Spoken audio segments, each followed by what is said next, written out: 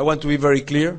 The economic policies should not make us forget or disrupt a third priority, the strengthening of national unity. At present, we bear witness of the existence of not only a dual economy, that is, of thriving sectors and other ones that have fallen behind. But as a result of such, there is also a fragmented society at both socioeconomic and regional levels between the North and the South. In order to decrease such deficiencies, the role of the government is essential. The state must be the great promoter and regulator of the efficient operation of the markets. In summary, the facilitator of our development processes. Rich and developed zones with high standards of living coexisting with depressed regions in extreme poverty with a worrying marginalization is no longer acceptable, because this scenario generates distrust, ungovernability, and delinquency. The objective is that the development and strengthening of markets may spread all over the national territory by creating opportunities for everyone.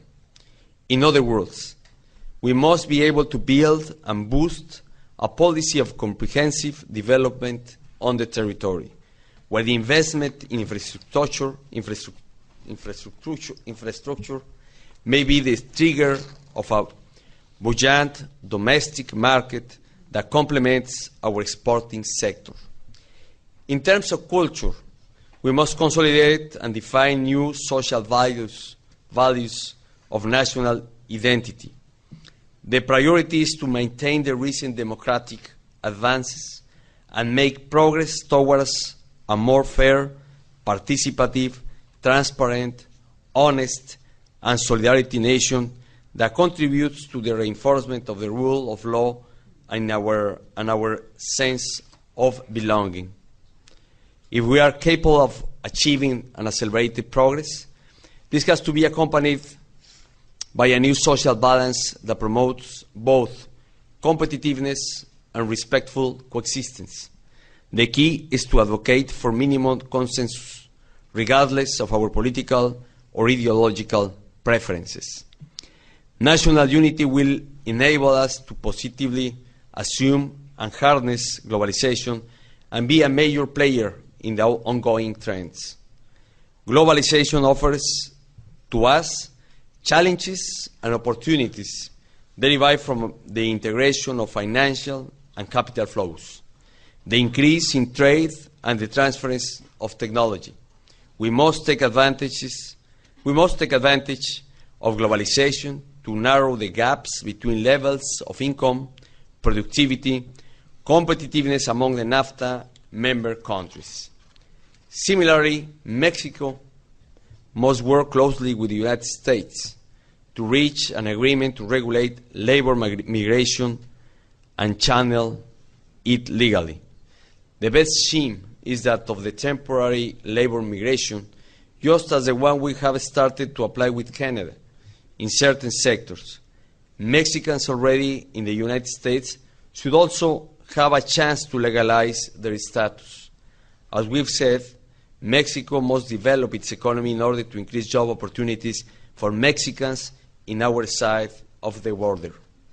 Mexico can also take advantage of being part of the G5 and the expand dialogue with the G8 to promote its own development agenda and play a more active role in the world.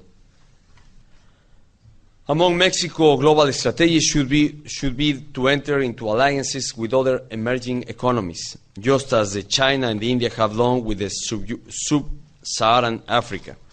Likewise, Mexico has to take on a commitment with environmental preservation, so that its development is not limited by the shortage of vital natural resources like water, which in a world of increased scarcity may constitute a competitive advantage over the other nations.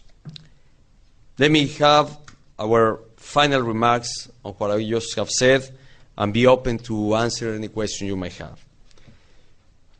In order to address each and every one of the national priorities that I have outlined, Mexico requires an adequate institutional framework and, above all, competent human capital.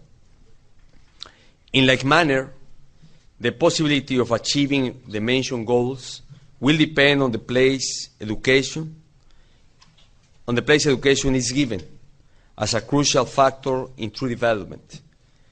In other words, we must define education as the center of the national relaunching projects. We have to assume that the technological revolution will continue to transform our daily lives in a more radical manner than the whole of the technological innovation of the past. Nowadays, technology does not only mean machines and high-tech gadgets, but innovative processes and ideas. It means added value, national wealth, and improved living standards. Therefore, our educational revolution must meet two specific objectives. First, provide the population with knowledge tools to innovate ideas, services, and products. And second, increase the adaptation ability of the population towards change. Because if there is something certain in the future, is that the change will accelerate and reach every aspect of our lives. We are aware that globalization will continue creating unprecedented opportunities and challenges.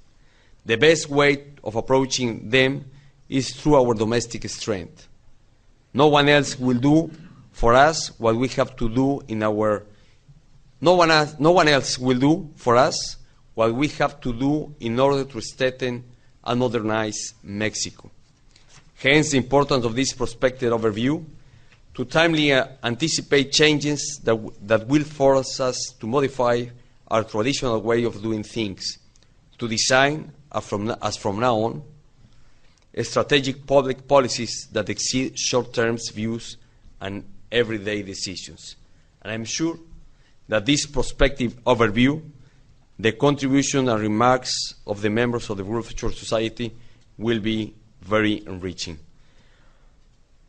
This is very, I know if brief, but at least brief introduction of our point of view, what is happening with the emerging economies all over the world, and what is the special situation of Mexico, what are the conditions we have, and the challenges we have for our country. And something I would like to remark is the great challenge we have in Mexico, and I think in the whole Latin America, in order to contrast poverty and to make more equilibrated, how would you say, sociedad igualitaria? Where there's more equality in society. More equality in society. You understood it well.